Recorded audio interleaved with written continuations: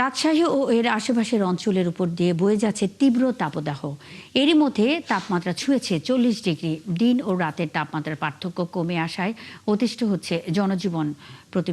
পরিবেশবিদরা বলছেন, পদ্মায় পানি না থাকা এবং অপরিকল্পিত নগরায়নের কারণে বাড়ছে তাপমাত্রা। মেহেদী হাসানের ছবিতে ও রাশিদুল হক রুশোর প্রতিবেদন।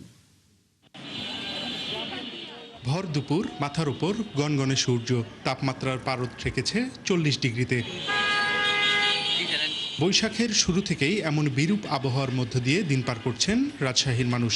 সম্প্রতি শুরু হয়েছে তাপদাহ। প্রচন্ড গরম, ভাড়া মারতে পারছি না, তো ছায়াতে এসে দাঁড়িয়ে আছি। জনজীবন অতিষ্ঠ হয়ে গেছে। আমাদের বাসাতেও গরম, দোকানেও গরম, রাস্তাঘাটে চলাফেরার জন্য যে তাপ, এই তাপে পানি খেয়েও পানি পিপাসাও মিটছে না।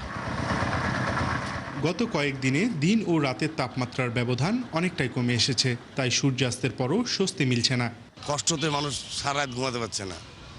প্রচণ্ড গরম, বাইরে মানুষজন বসে আছে, তাপমাত্রা বেড়ে গেছে, বৃষ্টি নাই, তারপর মানুষের হিটে মানুষ অসুস্থ হয়ে গেছে। আমাদের তো এক রকমের কষ্ট হয়, বিশেষ করে সবচেয়ে কষ্ট পাই ছোট বাচ্চা যারা বাসায় আছে, রাত্রে একদমই ঘুমাইতে পারে না বা ঘুমাইলেও একটু পরপর উঠে যাচ্ছে গরমের কারণে। পরিবেশবিদরা বলছেন, ভৌগোলিকভাবে এই জেলার অবস্থান তাপ বৃদ্ধির একটি প্রাকৃতিক কারণ। এছাড়া নির্বিচারে গাছ কাটা, পুকুর ভরাট ও কংক্রিটের ভবন বাড়ায় আবহাওয়া ঠান্ডা হচ্ছে না।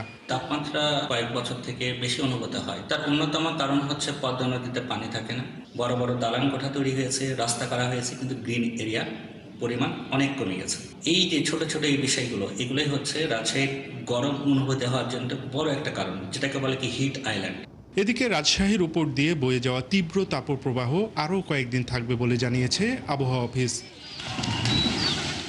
রাশিদুল হক রুশো, ৭১, রাজশাহী।